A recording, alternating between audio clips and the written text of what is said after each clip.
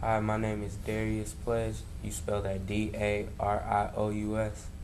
Pledge, and today I'm with Thomas Levi. We're gonna ask you, could you spell that for us? Yes, Thomas, Thomas, Levi, Levi, Okay, and today is July 15th, 2009. We're gonna go ahead and get started. Where were you born? in Detroit, Michigan. What town is home now? Cedar Rapids, Iowa. How long have you lived here? Since November of 1978. What brought you here? Job with Rockwell Collins. How long have you worked there? I worked there for about 10 years before I experienced a heart attack and was no longer able to work.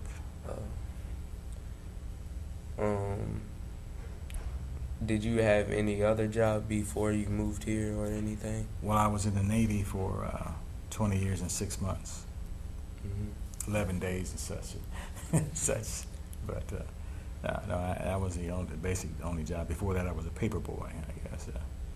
Had a couple of 2 paper routes that I used to help my mom with. Where did you go to school? In Detroit, Michigan. My grade school was Sherald, and my high school was Chatsey High School. Like, what did you do for entertainment in your younger days? In my youth, for entertainment, we played basketball, baseball, football, and with the guys in the neighborhood and things of that nature. And that was about it. 'Cause we didn't have too much television at that time. But I'm not too old, but I'm not too young either. So. Did you ever have any problems with segregation? Not too much until I entered the service, and then I experienced it for the first time. I had run across it while I was coming up, but my high school I went to was pretty much integrated, and so there was no problem there. But when I joined the Navy, that's when I really ran into it, and it hit me square in the face, really. Mm-hmm. So I realized from that point on that I was going to have issues and problems. So. What was your part in the Navy? Well, I was aviation electronics technician.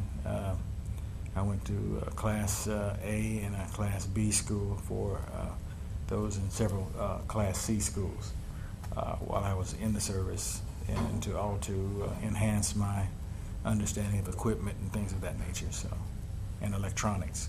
So. Was there any certain reason you chose to get involved?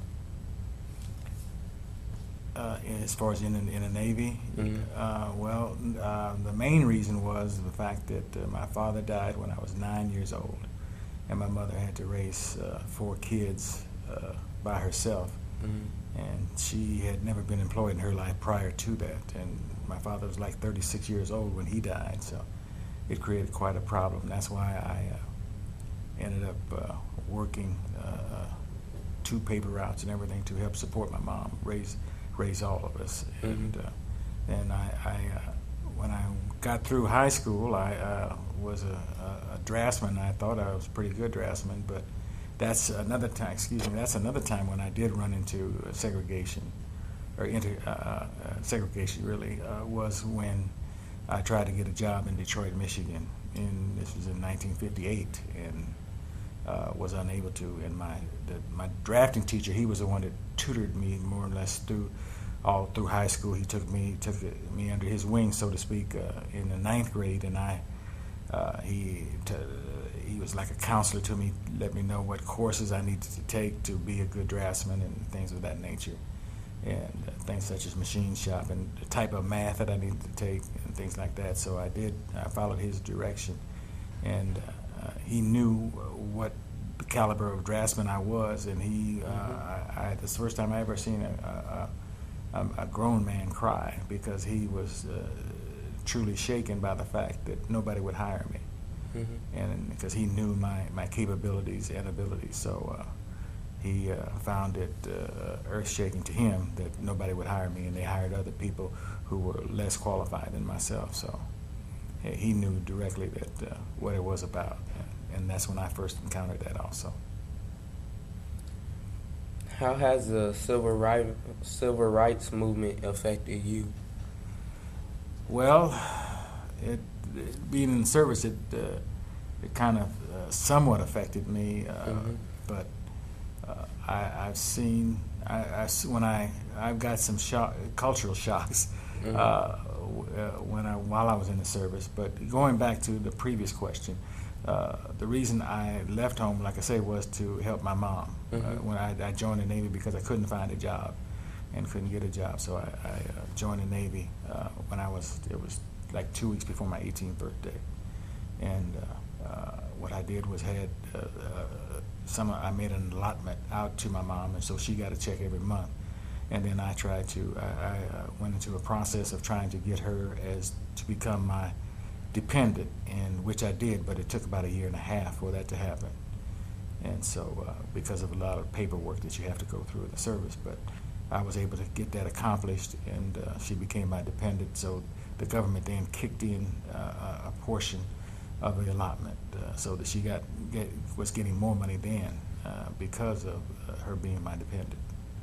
But now, can you rephrase that the last question you just asked? Oh, I said, how has the civil rights movement affected you?